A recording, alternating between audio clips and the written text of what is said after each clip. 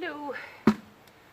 I'm just hunkered down here. It's a lovely breezy, very breezy, and I'm hiding in here. Away from the wind is coming down over the cliffs there. But a beautiful breezy day. And it's been 3 weeks since I harvested my garlic.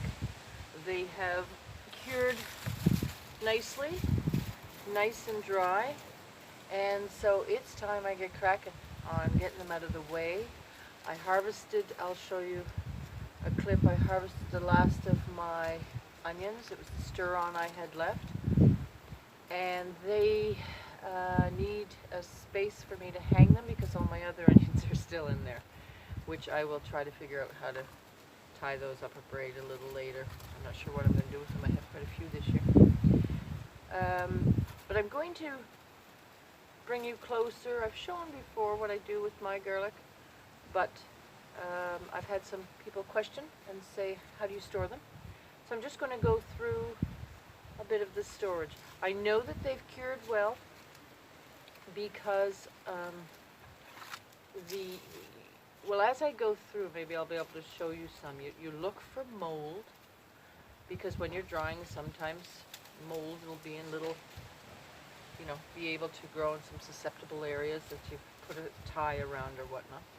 But you can see, and I'll bring you closer, there's always one paper layer that comes off, and that's great because you get to take that off and then it looks clean underneath.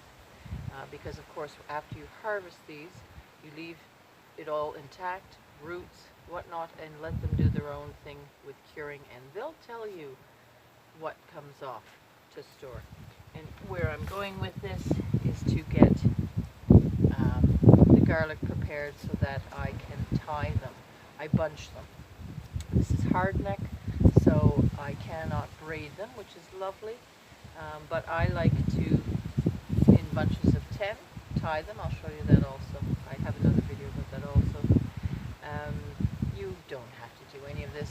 You can put them in a nice airy basket where they'll get lots of air to store, and that's a nice simple way to go. I just put myself through the torture of doing this because I like the look of it, and I hang some always in my pantry, and it's ready for me to grab. So I'll just get going on this. It's supposed to, there's a threat of drizzle, but I don't see any of that in the sky, so I think it's a good day to do this. And I've taken a vacation. I'm very happy to be home. It's really shady and dark where I'm hiding, but it's the lesser of two evils because it's very windy. So, cured garlic. This is how I do it. By no means is it how am I directing anyone what to do. This is just what I do. So, I have my bucket that I put all the scraps in because it's lovely dries for your compost bin at this time of year when you have so many green from all your harvests. So I've just clipped the leaves off, and then I'm looking to see, and there goes some seagulls, just where each bulb is at. I can see this papery layer? That one can come off. And this is where it starts cleaning it, or you get to the cleaner part. So I'm peeling that off, and then I go up the stem actually, just to see, because you can see there's little bits. It's not really mold. It's trying to, but it doesn't hurt anything. However, I like to clean it up to make it look a little better. Here's one that, for example, I've cleaned up. Okay, so that's what I'm going for. Just peeling away. Make sure you're not peeling down and breaking any more of those layers of the bulb itself, because you want this for long-term storage. I showed you in my garlic harvest video my garlic from last year. They store beautifully to get you through from season to season for a full year. And that's what I'm hoping to achieve with these also. Should be no problem. Oh, this one's coming away. Good. And then you're left with a nice stem, because you're going to use, I will cut it further down once I bunch them. But at this stage I'm leaving enough on for the bunching. Then I look at the bulb and see if there's any papery bits that still want to come off. And but I don't force it. If they're not ready to come off, don't try to take them off. They are important layers needed for the storage of your garlic. So here's a little bit to cut them off. And that's probably, no, there's another little bit. So that's good. Then, of course, you left your ends on when you harvested. Now you want to trim them off. They're usually filled with dirt, because you don't want all over your kitchen floor anyway. And there's still dirt in this one, so take your dirt out or you'll completely ruin your scissors. This one's a bit dirtier. Sometimes down the ends you can see bits that can come out. Okay, so then a nice little trim. And you see, that one's ready to be hung. Again, I'll just show you. So they get nice and cleaned up. So, I'm going to carry on and do some of this. Hope you're all keeping well, by the way. I'm so happy, I'm ecstatic to have some time off. Isn't it great to get a vacation? Just to wake up and say, I'm free.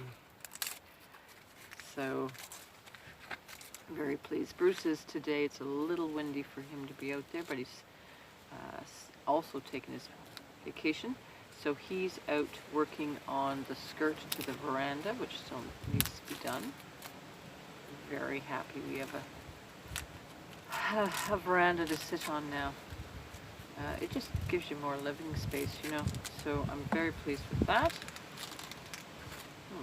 These are all wanting to wrap around.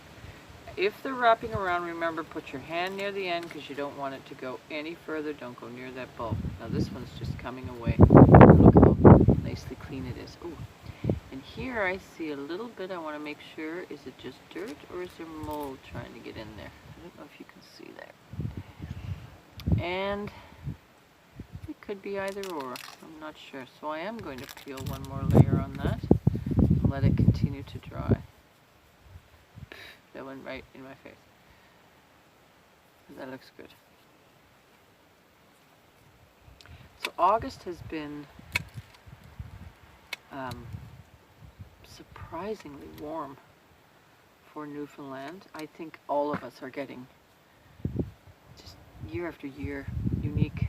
Now a lot of it's cyclical, but certainly there's global warming. There's everything going on. But we had a lovely August. I know when I first came out here, that was 2014, when I first came to Newfoundland, there was a legit heat wave. Even the locals, I just thought it was normal at first, but the locals were dying. Because you know how in each region you have your, I don't know, the things you do. I came from Ontario. Everyone had air conditioning. Here, it wasn't quite necessary. Some have them. They have heat pumps. But a lot of the cool, older salt box homes and stuff like that didn't necessarily ever need air conditioning. So to be in a little heat wave with no air conditioning, oh my goodness, it was noticeably hot. It's like out west. I know a lot of people out west can store their potatoes in the garage or their garlic in the garage or their onions. I can't. But out west it's so bleating bloody cold, minus God knows what. We're moderate here, so we don't hit those temperatures.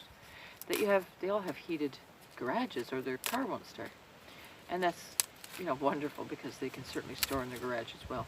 My garage not heated, so being a moderate climate on the ocean, the temperatures go like this. So my garlic, if I had it in the garage, would think one day it's going through a winter freeze. Could be, you know, I don't know. in Celsius. It could be 4 degrees, and no kidding, 2 days later it could be plus 12 or something, and that's when your stored veg, especially garlic, says, whoa, I just went through winter and now it's summer and I'm going to start shooting out. So I store mine in my house where the temperature is very much regulated. But many of you, I'm sure, can store it in much better places too, whatever works for everyone.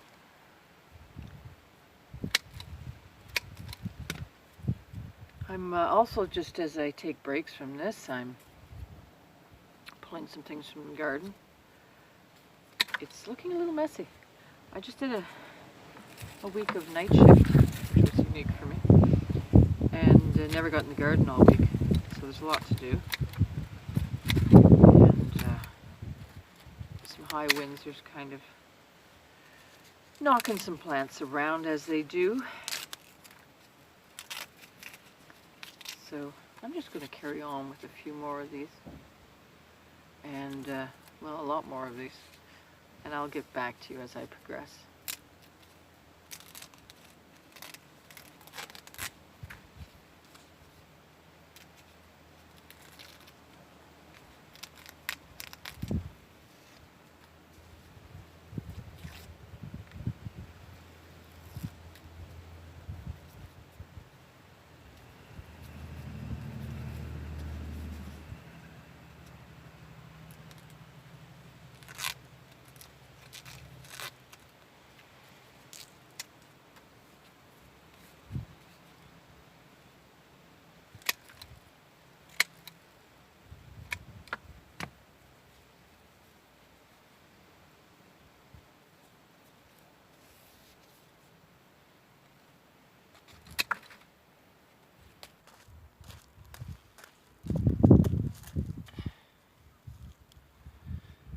Okay, the garlic is cleaned and ready for storage. So I've just brought it over here because you can see better on the gravel. And yes, this is another day. As I mentioned earlier, this isn't for everyone. I can see myself with more arthritic hands not being able to do this. But I just do it because it looks nice. You can throw them in a airy box or basket, and Bob's your uncle for those, so you don't have to worry about it.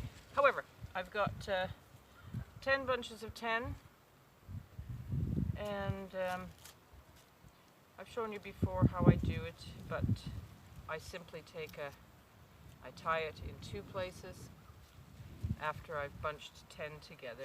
Very simple, very easy, really. There were some casualties still, I knew that. As you know, I let my garlic go just a bit too long. Or I said it in another video. So we have some split ones, those will be eaten immediately. I don't know what's wrong with that one. Nothing. It's just a small one, I guess. And another split, and yeah, just a bare tiny little split, which they're not going to store, as these ones will for a year.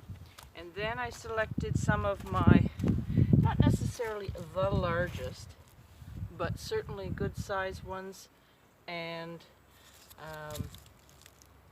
intact, which will go out in October. I realized by choosing only the largest ones, you get less cloves, so and I want a certain amount to put in the garden, so that's why they're not. This is one massive clove right there. It's huge. And I will put that one in. But I've also chosen some, let's see, with 1, 2, 3, 4, 5, with 5 cloves. So I'm shooting for, I've got about 35 reserved for my planting in October. And that should give me same amount, really. I'm looking for about 150 cloves from these to plant, which will give me 150 bunches. So there's my garlic. I'll grab one and come close just so you can see all I do. Trim the ends even. After they've cleaned up, I tie them in 2 places, and most of them have a hanging thing. I don't know if this does, but yeah. And then I have a hanger, which will be hung on my hooks inside. I'll show that another time when I get around to doing that. Now I've got to think about what I'm doing with my onions.